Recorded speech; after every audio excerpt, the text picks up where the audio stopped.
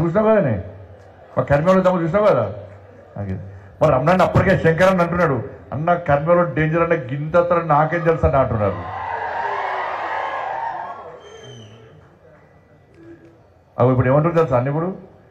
ఈ జో చూసినాక నాకు గెలుపు ఖాయమైందన్నా నేను గెలిచినాక నాకు వచ్చే ఎమ్మెల్సీ శాలరీ మొత్తము ఎవ్రీ మంత్ 2 స్కూళ్ళకి ఇస్తా అంటున్నాడు నేను ఎక్కడ రూపాయి తీసుకోవడం గవర్నమెంట్ స్కూళ్లకు ఎవ్రీ మంత్ 2 కానీ 3 కానీ గవర్నమెంట్ స్కూళ్లకు లెక్క చూసి గ్యారంటీ వాళ్ళకే ఇస్తాడా ప్రతి స్కూల్కు వచ్చే విధంగా నేను ప్రయత్నం చేస్తా అంటున్నాడు లేకుంటే అన్న జేబులక్కడ కూడా ఇస్తాను ఏం కాదే కాబట్టి దయచేసి ఆలోచించండి వాళ్ళ మనం కాబట్టి 27th ఎలక్షన్స్ ఎప్పుడు 27th సాయంత్రము 5 o'clock వరకు సాయంత్రం 5 వరకు అన్న నేను నా ఇంట్లో పని నా ఇంటి పని పక్క పెడతా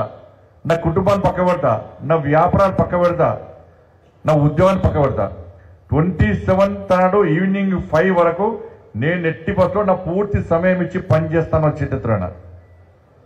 అబద్ధాలు అడద్దాను నిజంగా పక్క కదా భారత్ మాతాకి అంత గట్టిగా స్పీచ్ ఇచ్చినాక ఈ గేర్ దాటకుండా సపోర్ట్ బట్టి ఏం మర్చిపోతారా ఏంది పక్కా పనిచేసాడు కదా కాబట్టి లోకల్ బాడీ ఎన్నికలు నెక్స్ట్ ఉన్నాయన్న ఇలా ఢిల్లీలో గెలిచినాక అందరు ఏమంటున్నారు అబ్బా ఢిల్లీలో బీజేపీ గెలిచిందిరా కాబట్టి ఇక్కడ ఎమ్మెల్సీ కూడా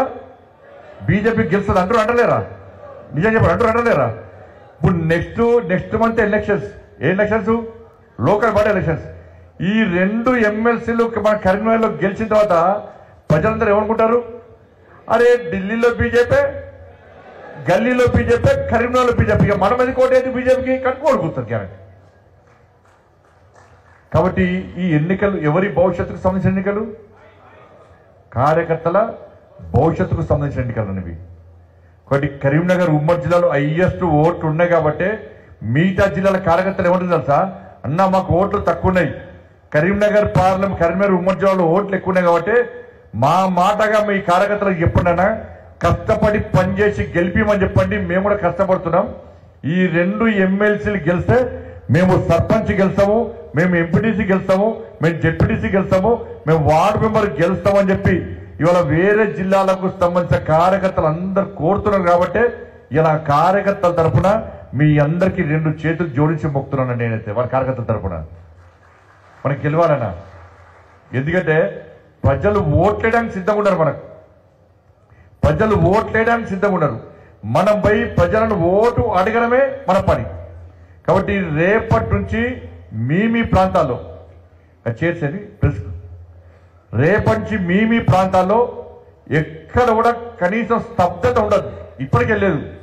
స్తబ్దత లేకుండా ఏడవైనా బీజేపీ అని చెప్పి ఏడవైనా కూడా అంజిరెడ్డి గారు గ్రాడ్యుయేట్స్ నుంచి టీచర్స్ ఎమ్మెల్యే నుంచి కోంబ్రే గారు ఈ 2 ఓట్లను వేయించే బాధ్యత మనందరి మీద దీనికి ఒప్పుకుంటారు అందరూ పక్క ఆల్రెడీ మేము 2 సార్లు తిరిగినామని వాళ్ళు చరిత్రన్న మీరు 2 సార్లు తిరిగిన ఇప్పటికే 3 సార్లు తిరిగిరా అసలు 3 సార్లు తిరిగిన వాళ్ళు చరిత్రన్న అన్న మేము ఇప్పుడు తిరగలే ఇప్పుడు ఈ వాతావరణం చూసినాక ఇక నేను ఇంట్లో కూర్చోనన్నా రేపటి నుంచి 3 సార్లు తిరుగుతాను చరిత్రన్న ఇప్పుడు తిరగలే కానీ రేపటి తిరుగుతామన్న వాళ్ళు తప్పేం లేదు అబద్ధాలు తప్పేం లేదు అన్న చేతి చప్పలు కొట్టాను గట్టే చప్పలు కొట్టారు అన్న అది గొప్పతనం అది గొప్పతనం నిజాన్ని ఒప్పుకోవడం గొప్పతనం అబద్ధాలు ఆడడం పిరికితనం అవుతుంది నిజాన్ని చెప్పుకోవడం గొప్పతనం అవుతుంది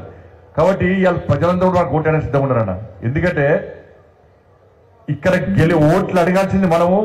ఓటు అడిగే అర్హత ఉన్నది మనకు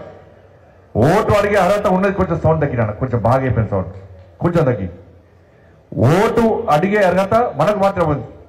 ఇలా ప్రజలందరూ కూడా భారతీయ జనతా పార్టీకి ఓటు వేయడానికి సిద్ధంగా ఉన్నారు ఎందుకంటే మొన్న ఎన్నికల్లోనే మనకు ఓటు వేయడానికి సిద్ధంగా కానీ ఇచ్చేయాల్సిన ఓటు కాంగ్రెస్ పార్టీకి వేసారు ఎందుకంటే 6 గ్యారెంటీలు ఇస్తామని చెప్పి వాళ్ళు హామీ ఇచ్చిన తర్వాత మహిళలు 2,500 రూపాయలు ఇస్తామని చెప్పి వాళ్ళు ఓటేసారు రైతులు రైతు భరోసా రైతు కుళ్ళ పైసలు ఇస్తున్నారు దాంతోపాటు బోనస్ ఇస్తున్నారు దాంతోపాటు ఇక రకరకాల హామీలు ఇచ్చారు కాబట్టి రైతులందరూ కాంగ్రెస్ పార్టీకి ఓటేసారు కానీ మోసం చేస్తారని తెలియదు. ఇలా అమ్మలు అక్కలు తాతమ్మలు ఏం చేసిర్రు, 4,000 రూపాయలు ఆసరా పెన్షన్ ఇస్తారవచ్చని వాళ్ళు ఓటేసిర్రు. ఈ యంగేజ్ యూత్ అంతా ఏం చేసిర్రు, 2 లక్షల ఉద్యోగాలు భర్తీ చేస్తున్నారు కాబట్టి, లేకుంటే 4,000 రూపాయలు నిరుద్యోగ భృతి ఇస్తున్నారు కాబట్టి 18 సంవత్సరాలు దాటిన